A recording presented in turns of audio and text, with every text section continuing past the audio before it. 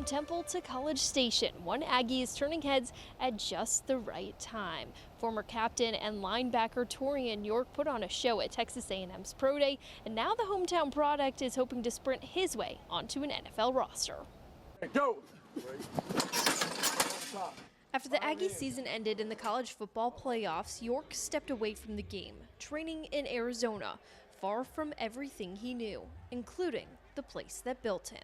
I took that trip for myself, I really came back a whole different person, man. I got closer to God, been reading the Bible books. A lot of stuff that I wasn't knocking out down here in College Station, I went up there and got right with it. So I just finished up Matthew last night, which was iconic because he rose again.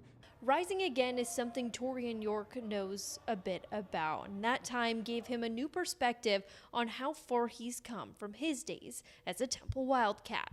Man, I think about it every day. Temple holds a big place of who I am. All those memories, man. I think about high school football. I think about the times where I was praying on my knees, just winning a scholarship.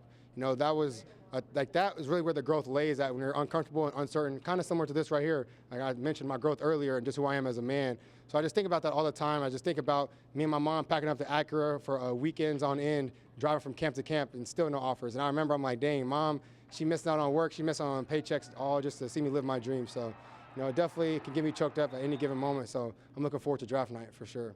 From those long drives with no guarantees to becoming an SEC captain and one of the fastest linebackers at Aggie's Pro Day, running an unofficial 4.53. York's path has never been easy. But that's exactly how he likes it. Man, I feel like I embody everything that Temple's about. Super blue collar.